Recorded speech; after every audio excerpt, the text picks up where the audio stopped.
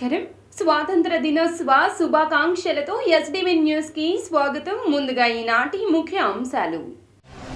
ఎర్రకోటపై జాతీయ జెండాను ఆవిష్కరించిన ప్రధాని నరేంద్ర మోదీ దేశాన్ని ప్రపంచ నైపుణ్యాల రాజధానిగా మార్చాలంటూ వెల్లడి.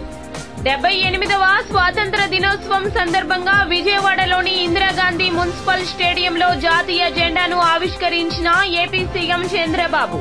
దేశ స్వాతంత్ర్యం కోసం తెలుగు నేల చాలా కార్యక్రమాలు చేసిందన్న మంత్రి నారా లోకేష్.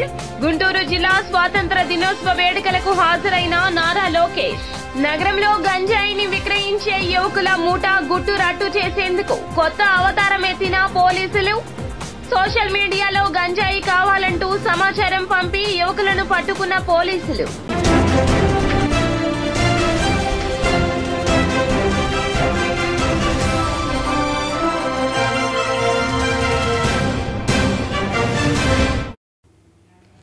ఎర్రకోటపై జాతీయ జెండాను ప్రధాని నరేంద్ర మోదీ ఆవిష్కరించడం జరిగింది.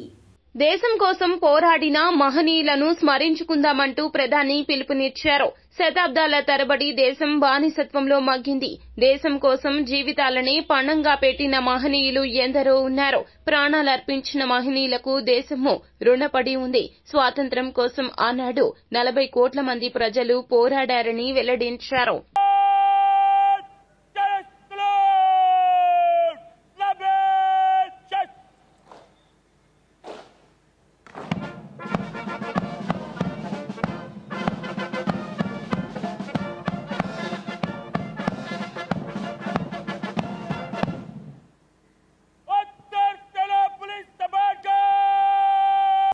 ఇందిరాగాంధీ మున్సిపల్ స్టేడియంలో జాతీయ జెండాను ఏపీ సీఎం చంద్రబాబు ఆవిష్కరించారు.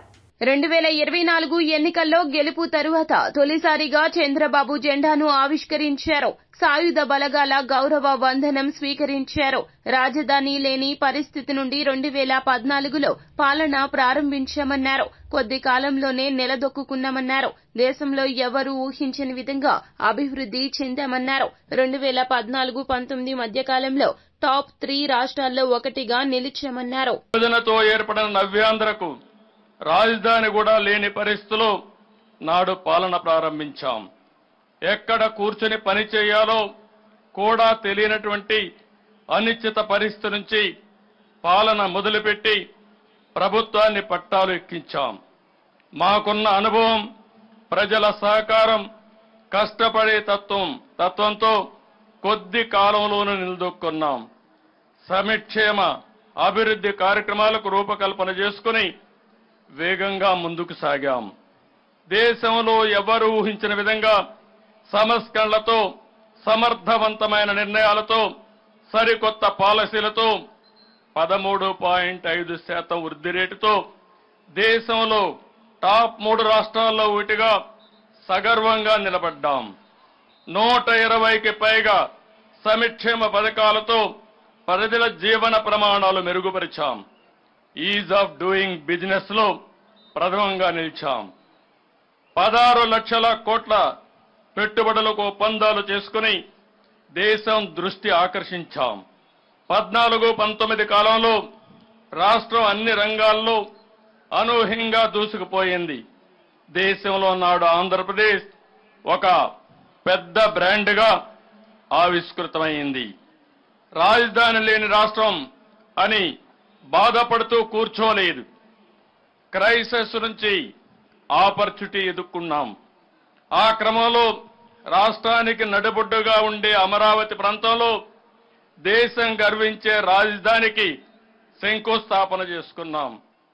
ప్రజల సహకారంతో 34,000 ఎకరాల భూసేకరణ చేసి ప్రపంచం చర్చించుకునే డిజైన్లతో సంపద సృష్టించే రాజధాని నిర్మాణాన్ని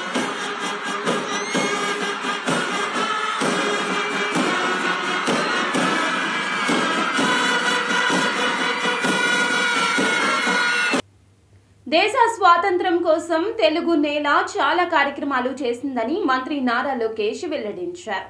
గుంటూరు జిల్లా స్వాతంత్ర దినోత్సవ వేడుకలకు ముఖ్య అతిథిగా లోకేష్ హాజరయ్యారు. జిల్లా పోలీసుల వందనం స్వీకరించారు. ఈ సందర్భంగా లోకేష్ మాట్లాడుతూ స్వాతంత్ర్యం కోసం గుంటూరు జిల్లా వాసులు చాలా మంది ప్రాణాలు కోల్పోయారన్నారు. ఈ రోజు వేడుకలు తనకు జీవితం మొత్తం గుర్తు ఉంటుందన్నారు. ప్రభుత్వం ఏర్పాటైన తర్వాత జరుగుతున్న ఈ స్వాతంత్ర దినోత్సవ వేడుకల్లో అందరి కళల్లో ఆనందం కనిపిస్తుంది. మన గౌరవ ముఖ్యమంత్రి చంద్రబాబు నాయుడు గారి హామీలకి కండిషన్లు ఉండవు. అనవసరమైన రూల్స్ తో సంక్షేమ కార్యక్రమాలు మేము కట్టు చేయం. ఏడాదికి 250 రూపాయలు పెన్షన్ పెంచడం కాదు, ఒకేసారి 1000 రూపాయలు పెంచి 4000 రూపాయలు చేశాం. ఇచ్చిన సూపర్ 6 హామీలకి మేము కట్టుబడి ఉన్నాం. యువతకు 20 లక్షల ఉద్యోగాల కల్పన మా లక్ష్యం.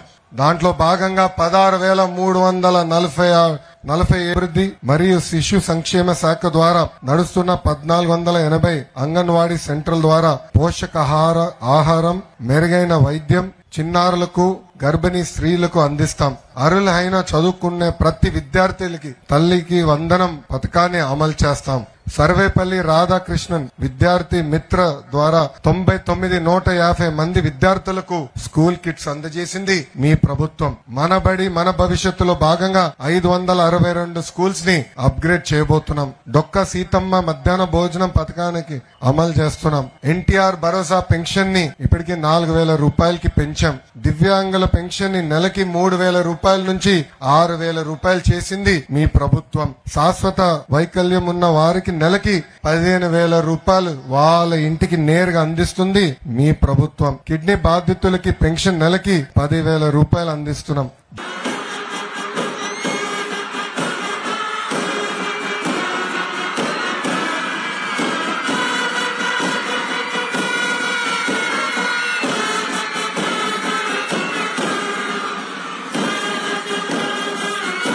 స్వాతంత్ర దినోత్సవ వేడుకలు విఎంసీ ప్రధాన కార్యాలయంలో ఘనంగా జరిగాయి.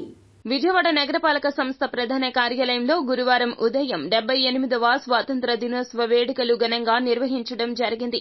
ముందుగా విజయవాడ నగరపాలక సంస్థ మేయర్ రాయిన భాగ్యలక్ష్మి, కమిషనర్ ధ్యానచంద్ర మహాత్మాగాంధీ పటానికి పూలమాలలు వేసి నివాళులర్పించారు. మేయర్ రాయిన భాగ్యలక్ష్మి జాతీయ జెండా పతాక ఆవిష్కరణ చేసి జెండా వందనం చేశారు. కమిషనర్ ధ్యానచంద్ర విఎంసీ జెండా పతాక ఆవిష్కరణ చేశారు.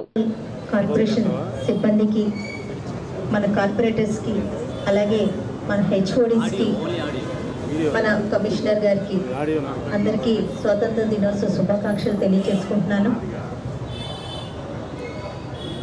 ఏదైతే మున్సిపల్ కార్పొరేషన్ ఏర్పడిన దగ్గర నుంచి విజయవాడ నగర అభివృద్ధిలోన, విజయవాడ నగరం శుభ్రంగా ఉంచే విధంలోన మున్సిపల్ కార్పొరేషన్ ఎంతో చరిత్ర గల కార్పొరేషన్ మన విజయవాడ కార్పొరేషన్.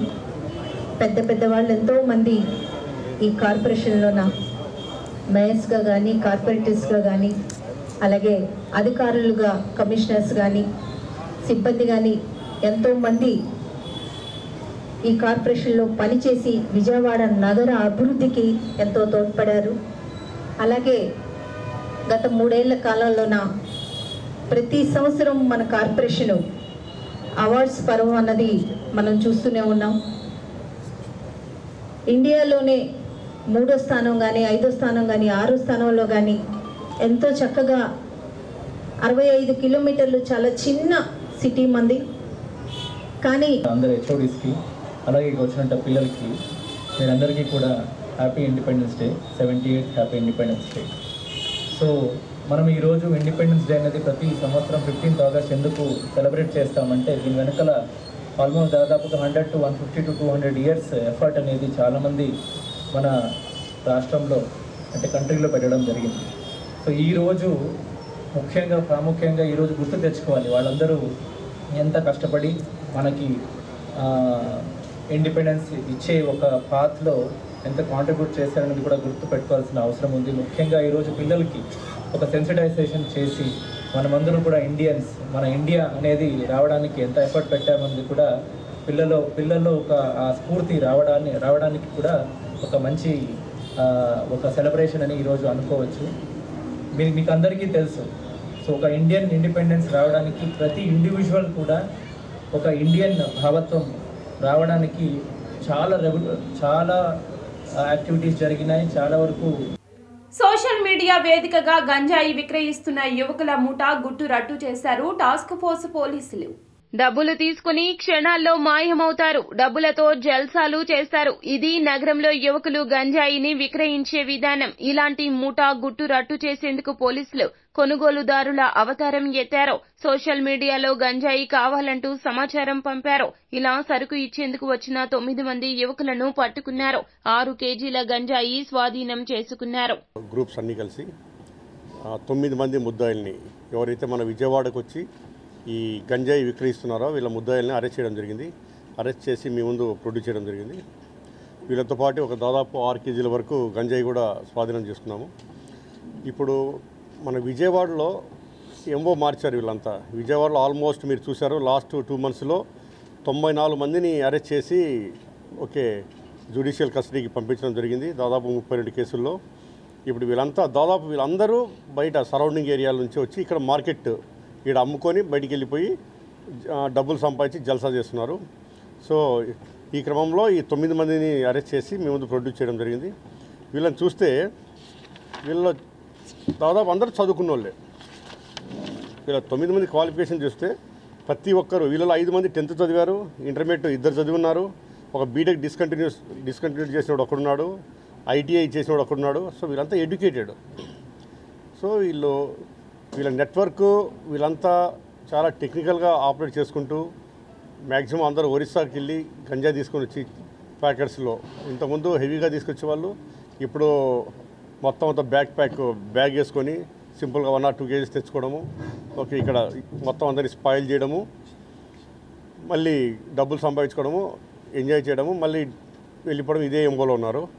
సో ఇటువంటి అందరిపైన మన విజయవాడలో నిఘా పెట్టడం జరిగింది. ప్రతి ఒక్కరూ గంజాలో ఇండైరెక్ట్ కానీ డైరెక్ట్ కానీ ఇన్వాల్వ్ అయ్యారంటే వాళ్ళందరూ పోలీసు రాడార్లో ఉంటారని మరోసారి హెచ్చరిస్తున్నాను. బీజేపీ రాష్ట్ర కార్యాలయంలో ఎమ్మెల్యే సుజనా చౌదరి విలేకరుల సమావేశం నిర్వహించడం జరిగింది. ప్రధాని మోదీ ఆదేశాల మేరకు 78వ స్వాతంత్ర దినోత్సవం సందర్భంగా హర్ ఘర్ తిరంగా యాత్ర విజయవంతంగా చేస్తున్నాం. భావి తరాల యువతకు సార్వభౌమాధికారాన్ని ఎలా కాపాడుకోవాలి అనేది ఈ స్వాతంత్ర దినోత్సవం నుండి తెలుసుకోవాలన్నారు. గత 5 సంవత్సరాల్లో జరిగిన పాలన అప్పుల ఆంధ్రప్రదేశ్గా మారిందన్నారు. రేపు 78 సంవత్సరాలు రాబోతోంది స్వతంత్రం వచ్చి. కాబట్టి మన ప్రధానమంత్రి మోడీ గారి ఆదేశాలతో పాటు మన ముఖ్యమంత్రి చంద్రబాబు నాయుడు గారి ఆదేశాలతో హర్ ఘర్ తిరంగా యాత్రలు ఈరోజు చేసాం. ఇప్పుడు ఈవినింగ్ కూడా ఇంకో మోటార్ సైకిల్ యాత్ర ఉన్నది. అది కాక హర్ ఘర్కి జెండా ఉద్యమం కూడా చేయమని చెప్పారు. అది కూడా రేపు అన్ని ఇళ్లల్లోనూ జెండా పండగలాగా చేసుకోవాలనేది మన ఉద్దేశం. ముఖ్యంగా ఇవి చెప్పింది ఎందుకంటే భారతదేశ స్వాతంత్రానికి మన సమరయోధులు ఎంతోమంది ఉన్నారు, కష్టపడి స్వాతంత్రం సంపాదించారు. వర్తమానంలో ఇప్పుడున్న జనరేషన్స్కి గతంలో ఏం జరిగిందనేది తెలిపి మన భారత సంస్కృతిని గౌరవించుకుంటూ పర్టికులర్గా మన జెండాని ఈ ప్రాంతం వాసి పింగళి వెంకయ్య గారు డిజైన్ చేశారు. అవన్నీ కూడా మనకిప్పుడు భావితరానికి యువతరానికి అందరికీ కూడా తెలియాలనే ఉద్దేశంతో మనం ఎన్నో భారతదేశం అంటే భిన్న సంస్కృతులు, భిన్న మతాలు, భిన్న కులాలు ఉన్న దేశం ఇది. కానీ అందరం భారతీయ పౌరులం. హిందూ అయినా, ముస్లిం అయినా, క్రిస్టియన్ అయినా, ఎవరైనా సరే భారతీయ జనతా పార్టీ దృష్టిలో మన భారతదేశ పౌరులు. భారతదేశ సార్వభౌమ అధికారాన్ని ఎలా మనం కాపాడుకోవాలి, ఆరోగ్యశ్రీ ఇక నడపలేమంటూ ఆసుపత్రుల వారు చెబుతున్నారని ఏపీసీసీ చీఫ్ వైఎస్ షర్మిల వ్యాఖ్యానించారు. సూదికి దూదికి డబ్బులు లేవు అంటూ ఆవేదన వ్యక్తం చేశారు. ఆసుపత్రులకు 3,000 కోట్ల బకాయిలు పెండింగ్ లో ఉన్నాయన్నారు. పెండింగ్ బిల్లులు చెల్లించక ఆసుపత్రులు అల్టిమేటం ఇచ్చారన్నారు. ఆరోగ్యశ్రీ పథకం వైఎస్ఆర్ ప్రవేశపెట్టిన పథకమన్నారు. ఆరోగ్యశ్రీ పథకం వైద్య విధానంలో ఈ దేశానికే ఆదర్శనీయమని వెల్లడించారు. ఈరోజు ఆంధ్రప్రదేశ్ స్పెషాలిటీ హాస్పిటల్ అసోసియేషన్ వాళ్ళు ఒక నోట్ ఇవ్వడం జరిగింది. ఈ నోటు ప్రకారం ఆరోగ్యశ్రీ పథకాన్ని ఇక వాళ్ళు నడపలేము అని వాళ్ళ హెల్ప్లెస్నెస్ ఈ నోటు ద్వారా తెలియజేయడం జరిగింది. ఈ నోట్ ఏం చెప్తుంది అంటే, దూదికి సూదికి కూడా డబ్బులు లేవు అని వీళ్ళ ఆవేదన వ్యక్తం చేయడం జరిగింది. దీని సారాంశం ఏమిటంటే, ఇప్పటికీ వీళ్లకు అన్ని ప్రైవేట్ హాస్పిటల్స్ అన్నిటికీ కూడా కలుపుకుంటే ఇప్పటికీ వీళ్లకు చెల్లించాల్సిన బకాయిలు 3,000 కోట్ల రూపాయల దాకా ఉంది అని, ఈ బకాయిలు చెల్లించకపోతే మేము హాస్పిటల్స్ ఎలా నడుపుకోవాలి, మాకు సూదికి దూదికి కూడా డబ్బులు లేవు, ఇన్ని నెలలు పేమెంట్స్లో వెనకపడితే మేము లోన్స్ తెచ్చుకొని, వడ్డీలకు లోన్స్ తెచ్చుకొని, ఓవర్ డ్రాఫ్ట్లు తెచ్చుకొని ఇంతవరకు నడుపుకుంటూ వచ్చాము. ఇక మా వల్ల కాదు, మేము కూడా ప్రజలకు సేవ చేసే విషయంలో ఎంత భాగస్వామ్యం అవ్వాలి అనుకున్నా కూడా ఇక మా వల్ల కావటం లేదు అని వాళ్ళు చేతులు ఎత్తేసి ఈరోజు మేము ఇక ఆరోగ్యశ్రీ అంటే ఇప్పుడు ఎన్టీఆర్ వైద్య సేవలు అంటున్నారు. దీన్ని లాజిస్టిక్స్ రంగంలో పెను మార్పులు రాబోతున్నాయని ఎంపీ కేశినేని శివనాథ్ వెల్లడించారు. కృష్ణా జిల్లా అంపాపురంలో Krishna district lorry owners association వారి model driving training institute and research సందర్శించారు. ఈ సెంటర్లో 32 రోజుల పాటు హెవీ వెహికల్ డ్రైవింగ్ శిక్షణ పూర్తి చేసుకున్న 1072-1073 బ్యాచ్ల ట్రైనీలకు రక్తదాతలకు సర్టిఫికేట్స్ అందజేశారు. అనంతరం ఆయన మాట్లాడుతూ మౌలిక వసతులు లేని డ్రైవింగ్ స్కూల్స్ కట్టడికి చర్యలు తీసుకుంటున్నామన్నారు. అసోసియేషన్ తో స్థాపించబడిన డ్రైవింగ్ స్కూల్కి రావడం జరిగింది. ఇవాళ నేను మొదటిసారి రావడం, ఎన్నో సంవత్సరాల నుంచి ఆటోమొబైల్ అనుబంధం ఉన్నా కూడా ఇవాళ ఎందుకు ఇన్ని రోజులు చూడలేకపోయే వల్ల ఇది అనిపించింది. చాలా బ్రహ్మాండంగా ఉంది వాళ్ళ ఇక్కడ ట్రైనింగ్ స్కూల్. ఇటువంటి స్కూలు ఇండియాలో అందులో 2వ స్కూల్ కింద ఉన్న స్కూల్ ఇది. అటువంటి స్కూలు ఇక్కడ ఉండటం, అది అందులో ఒక ఎన్జిఓ ఆర్గనైజేషన్ కూడా ఇది నడుస్తుంది. అందరూ కూడా లారీ ఓనర్స్ అందరూ కూడా తమ అసోసియేషన్ ద్వారా నిధులు పోగేసుకుని ఇది సరైన సమయంలో అన్నిటికన్నా ముందుగా ఈ స్కూల్ స్థాపించడం జరిగింది. మిగతా స్కూల్ కన్నా ముందుగా పర్మిషన్ వచ్చిన సమయంలో మనం ఒక్కటే గుర్తుంచుకోవాలి, ఇవాళ ట్రాన్స్పోర్ట్ ఫీల్డ్లో చాలా మార్పులు రాబోతున్నాయి. రేపు బందర్ పోర్టు ఓపెన్ అయినా కూడా చాలా మార్పులు రాబోతున్నాయి. ఇవాళ Euro 6 నామ్స్ మనం చూస్తున్నాం రోడ్ల మీద. అటువంటి వాటికి కూడా ఇక్కడ చక్కటి సదుపాయాలు ఉన్నాయి. ఇక్కడ పూర్తిగా డ్రైవింగ్ పూర్తి చేసుకున్న ప్రతి డ్రైవరు ఎక్కడికి వెళ్ళినా, ఎటువంటి చోటకి వెళ్ళినా కూడా, అమెరికా లాంటి హెవీ డ్యూటీ వెహికల్స్ ఉన్నా కూడా అటువంటి వాళ్ళకి ఎటువంటి ఇబ్బంది లేని విధంగా ఇక్కడ ట్రైనింగ్ జరుగుతుంది. తప్పకుండా వీళ్ళ ఇంతమంది లారీ ఓనర్స్ అసోసియేషన్ పెద్దలందరూ కూడా ఎన్నో సంవత్సరాల నుంచి ఇక్కడ పరిశ్రమను అభివృద్ధి చేసిన పెద్దలు, వాళ్ళందరి ఎక్స్పీరియన్స్ ఇక్కడ కనపడుతుంది. మీకు డ్రైవింగ్ స్కూల్లో చూస్తే వాళ్ళ యొక్క ఎక్స్పీరియన్స్ వల్ల ఇది ఇంత బ్రహ్మాండంగా వచ్చిందని నాకైతే అర్థమవుతుంది. తప్పకుండా రాష్ట్ర ప్రభుత్వం దృష్టికి, కేంద్ర ప్రభుత్వం దృష్టికి ఏమైనా సమస్యలు ఉంటే, ఈ మధ్యకాలంలో మనం చూస్తున్నాం చాలా డ్రైవింగ్ స్కూల్స్ పుట్టుకొస్తున్నాయి, దొంగ సర్టిఫికేట్ కూడా ఇస్తున్నాయి. అన్న క్యాంటీన్లకు 1 కోటి రూపాయల విరాళాన్ని అందజేశారు ఏపీ సీఎం చంద్రబాబు సతీమణి నారా భువనేశ్వరి. ఎన్టీఆర్ ట్రస్ట్ తరపున 1 కోటి రూపాయల విరాళాన్ని ప్రభుత్వానికి అందజేశారు. ఈ మేరకు 1 కోటి రూపాయల చెక్కును ఉండవల్లి నివాసంలో మున్సిపల్ శాఖ మంత్రి పొంగూరు నారాయణకు అందజేశారు. పేదల కడుపు నింపేందుకు ప్రభుత్వం ఏర్పాటు చేస్తున్న అన్న క్యాంటీన్లో ఎంతో గొప్ప కార్యక్రమమని ఈ సందర్భంగా భువనేశ్వరి పేర్కొన్నారు.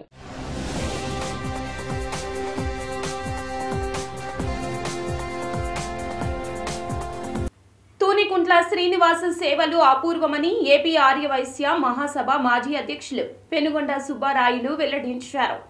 కేబిఎన్ కళాశాల కార్యదర్శి తూనికుంట్ల శ్రీనివాస్ కు విద్యారంగంలో అందించిన సేవలకు అమెరికాలోని యూనివర్సిటీ ఆఫ్ సెంట్రల్ అమెరికా గౌరవ డాక్టరేట్ ను ప్రకటించింది. ఈ సందర్భంగా తూనికుంట్ల శ్రీనివాస్ కు కళాశాల సిబ్బంది ఆత్మీయ సత్కార కార్యక్రమం నిర్వహించారు. ఈ సందర్భంగా కార్యక్రమానికి హాజరైన పెనుగొండ సుబ్బారాయుడు మాట్లాడుతూ కేబిఎన్ కళాశాల పాలకవర్గంలో గడచిన 25 సంవత్సరాలుగా తూనికుంట్ల శ్రీనివాస్ విశేష సేవలు అందిస్తున్నారన్నారు. నారాయణరావు గారు మాట్లాడిన తర్వాత ఇంకెవరు మాట్లాడినా అది సూర్యుడి ముందు దిగితే అవుతుంది. అయినా ధైర్యం చేసి 2 మాటలు మాట్లాడతాను. ఈ సంస్థ స్థాపించి 116 సంవత్సరాలు నిండిపోయి 117వ సంవత్సరం జరుగుతూ ఉంది. ఇప్పుడు ఈ 117 సంవత్సరాల్లో ఎందరో మహానుభావులు, వాళ్ళు అనుసరణీయులు, మార్గదర్శకులు, లెజెండ్స్ అలాంటి వాళ్ళు పనిచేశారు. ఉదాహరణకి ఉసిరి జగన్మోహన్ గారు, అలాగే కాకరపర్తి భవనారాయణ గారు అలాంటి పెద్దలు కూడా పనిచేసిన ఈ సంస్థలో వారెవరికీ లభించని ఈ పురస్కారం, ఈ గౌరవం మా తరం మనిషి టి శ్రీనివాస్ గారికి లభించడం మాకు నిజంగా ఆనందదాయకం. ఇది సొసైటీ మొత్తానికి ఆనందదాయకం. ఈ అవార్డు కేవలం శ్రీనివాస్ గారికే కాదు, కంప్లీట్ సొసైటీకి వచ్చినట్టుగా మేము భావిస్తున్నాం. ఇది మేము గర్వంగా కూడా ఫీల్ అవుతున్నాం. ఇది నిండు మనసుతో శ్రీనివాస్ గారిని పెద్దవాడిగా అభినందిస్తున్నాను నేను. ఉమ్మడి విశాఖ స్థానిక సంస్థల ప్రజాప్రతినిధులతో వైసీపీ అధినేత వైఎస్ జగన్మోహన్ రెడ్డి సమావేశమయ్యారు. అందుకే ఎన్నికల్లో పోటీ నుండి విరమించుకుంటున్నట్లు ప్రకటించారు. ఉమ్మడి విశాఖపట్నం జిల్లా స్థానిక సంస్థల ఎమ్మెల్సీ ఎన్నిక నేపథ్యంలో తాడేపల్లిలోని పార్టీ కేంద్ర కార్యాలయంలో యలమంచిలి, భీమిలి నియోజకవర్గాల పరిధిలో జెడ్పీటీసీ, ఎంపీటీసీ సభ్యులు, కౌన్సిలర్లతో సమావేశమయ్యారు. గత ఎన్నికలు ఎలా జరిగాయో ప్రజా ప్రతినిధులుగా మీరంతా చూసే ఉంటారు. ఎన్నికల్లో ఈ మాదిరి ఫలితాలు రావడానికి కారణం 10% ఓటర్లు చంద్రబాబు చెప్తున్న అబద్దాల వైపు మొగ్గు చూపారన్నారు.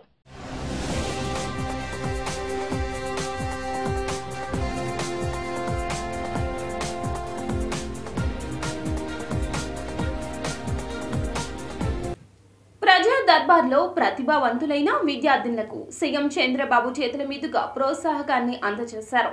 ప్రతిభకు పేదరికం అడ్డు కారాదని మంత్రి నారా లోకేష్ సిద్ధాంతం. రాష్ట్రం నలుమూలల నుంచి వచ్చే ప్రజా దర్బార్కు తమ వద్దకు వచ్చే ఎంతో మంది పేద విద్యార్థులకు మంత్రి లోకేష్ ఆపన్న హస్తం అందిస్తున్నారు. తాజాగా అగ్రదేశం అమెరికాలో యూత్ ఎక్స్చేంజీ ప్రోగ్రాంకు ఎంపికైన 2 ప్రతిభావంతులైన బాలికలకు లోకేష్ ఆర్థిక చేయూతనిచ్చి అండగా నిలిచారు. ఆ బాలికలిద్దరికీ సీఎం చంద్రబాబు చేతుల మీదుగా ₹1,00,000 ఆర్థిక సాయంతో పాటుగా ల్యాప్టాప్స్ ను అందజేశారు.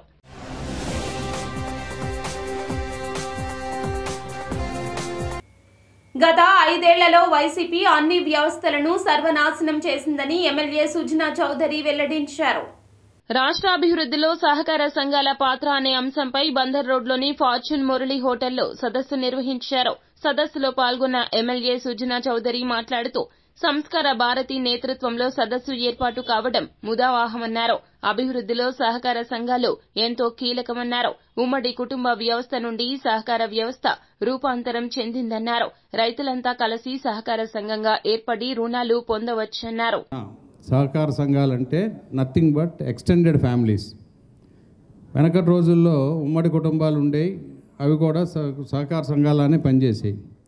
ఇప్పుడు ఈ సహకార సంఘాలను అందరూ కూడా మెంబర్స్ అయ్యి కోఆపరేటివ్ సొసైటీస్ అంటే అందులో మన కాలేజీల్లోనూ స్కూళ్ళలోనూ ఒకప్పుడు కాలేజ్ మెస్ నడుపుకునేవాళ్ళం. అది కూడా సహకార సంఘమే. అయిన ఖర్చుని అందరికీ డివైడ్ చేసేసి చేయటం, అక్కడి నుంచి నేర్చుకొని వచ్చిన విధానమే ఇది.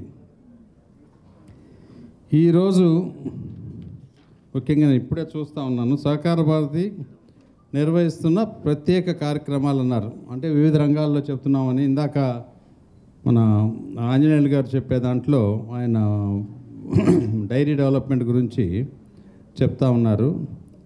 ముఖ్యంగా రైతుల గురించి చూస్తే నాకు ఉన్న అవగాహన ప్రకారం ఈ భారతదేశంలో కానీ ఎక్కడైనా సరే ఒక ఎంటర్‌ప్రెన్యూర్ అనేవాడు మొట్టమొదటిసారిగా ఒకవేళ ఒక ఫ్యాక్టరీ పెట్టాలి అని అంటే ల్యాండ్ ఖరీదు ఎంతో, ఖరీదు P&L అకౌంట్లో, ప్రాఫిట్ అండ్ లాస్ అకౌంట్లో దాని ఖరీదుని బ్యాలెన్స్ షీట్లో తీసుకొస్తారు.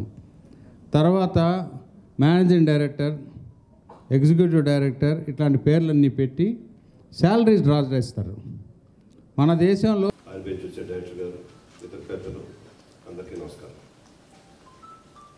ఈరోజు నేను మీ ముందు ఒక వ్యాపారతగా కాకుండా ఒక సంఘ అధ్యక్షుడిగా ఇక్కడ నాకు అర్హత పొందినందుకు ఆ అర్హత కల్పించిన కుమారస్వామి గారు కూడా నా ధన్యవాదాలు.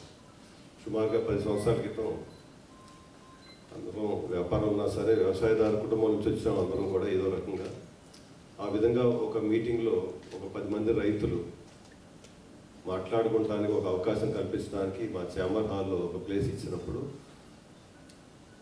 వ్యవసాయం కూడా నేచురల్ పద్ధతిలో చేసే రైతులు పండించే పంటకి వాళ్ళు ఎదుర్కొనే మార్కెటింగ్ హర్యానా నుంచి ఒక 15 గేదెలు తెప్పితే మురళీ గారు గుర్తుందా లేదా కానీ రైతులు తీసుకొస్తే నేను మురళీ గారిని కుమారస్వామి గారిని తీసుకురావడం వాళ్ళు కోఆర్డినేట్ చేసి కోఆపరేట్ చేస్తే వాళ్ళ యొక్క సేల్స్ని భవిష్యత్తులో బయటికి వెళ్ళి కనుక అమ్మితే ఆ రైతులకి ఉన్నటువంటి వాళ్ళు తీసినటువంటి పాలని కౌగులపాడు గ్రామానికి తీసుకెళ్ళి మార్గదర్శి బాధితుల పక్షాన పోరాడిన నేపథ్యంలో తనపై పత్రికల్లో అసత్య ప్రచారాలు చేస్తున్నారంటూ న్యాయవాది ముష్టి శ్రీనివాస్ ఆరోపించారు. గవర్నర్పేటలోని తన కార్యాలయంలో ఏర్పాటు చేసిన విలేకరుల సమావేశంలో మార్గదర్శి బాధితుల సంఘం అధ్యక్షుడు న్యాయవాది ముష్టి శ్రీనివాస్ మాట్లాడుతూ తాను గత 10 సంవత్సరాలుగా ఇంట్లో ఒంటరిగా నివసిస్తున్నట్లు తెలిపారు. నేను లేని సమయంలో స్నేహితులు ఇంటికి రావడంతో వారు కాలక్షేపం నిమిత్తం పేకాట ఆడటం జరిగిందని, ఈ క్రమంలో వారిని పోలీసులు అరెస్ట్ చేశారని తెలిపారు. తాను గవర్నర్పేట పోలీసులను కలిసి వివరణ కూడా ఇవ్వటం జరిగిందన్నారు. కాగా తాను మార్గదర్శి బాధితుల పక్షాన పోరాడిన నేపథ్యంలో మార్గదర్శి లబ్బిపేట బ్రాంచ్ మేనేజర్ బండారు శ్రీనివాస్ తన ఇమేజ్ ను దెబ్బతీసే విధంగా ఒక పత్రికలో వార్తలు రాస్తున్నట్లు ఆయన ఆరోపించారు. మా ఇంట్లో జరిగిన సంఘటనలకు మార్గదర్శికి ఏమాత్రం సంబంధం లేదని ఆయన తెలిపారు. విజయవాడ పాలపర్తి వారి వీధిలో నివసిస్తున్నాను. గత 10 సంవత్సరాలుగా కొన్ని ఫ్యామిలీ ప్రాబ్లమ్స్ వల్ల ఆ ఇంట్లో ఒంటరిగానే ఉంటున్నాను. మొన్న ఆదివారం నాడు నేను హైదరాబాద్ నుంచి తిరిగి వస్తుండగా నన్ను చూస్తానికి ఆదివారం సెలవు దినం అవడంతో నా స్నేహితులు మా ఇంటికి వచ్చి ఉన్నారు. అప్పుడు నా కేర్ టేకర్, నేను అనారోగ్యరీత్యా 2 సంవత్సరాల క్రితం 2 సార్లు బైపాస్ ఆపరేషన్ జరిగింది.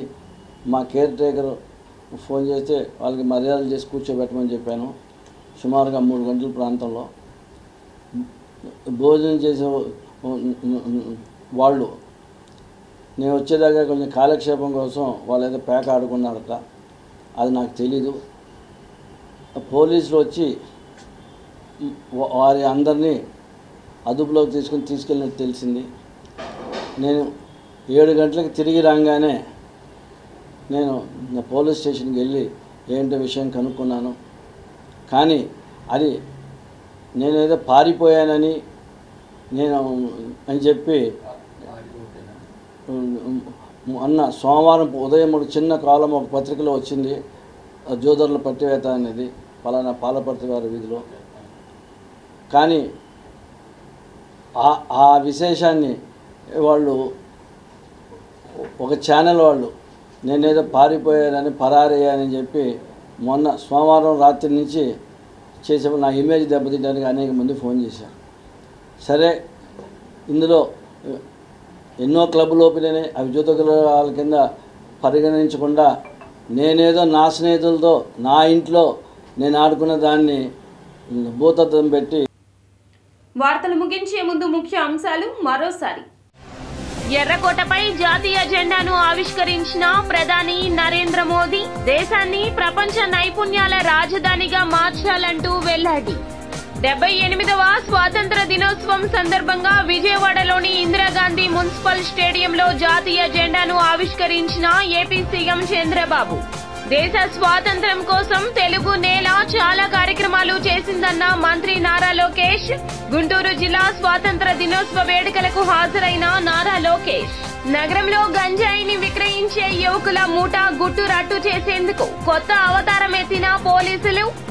సోషల్ మీడియాలో గంజాయి కావాలంటూ సమాచారం పంపి యువకులను పట్టుకున్న పోలీసులు. ఎస్డీవీ న్యూస్ సమాప్తం. నమస్కారం.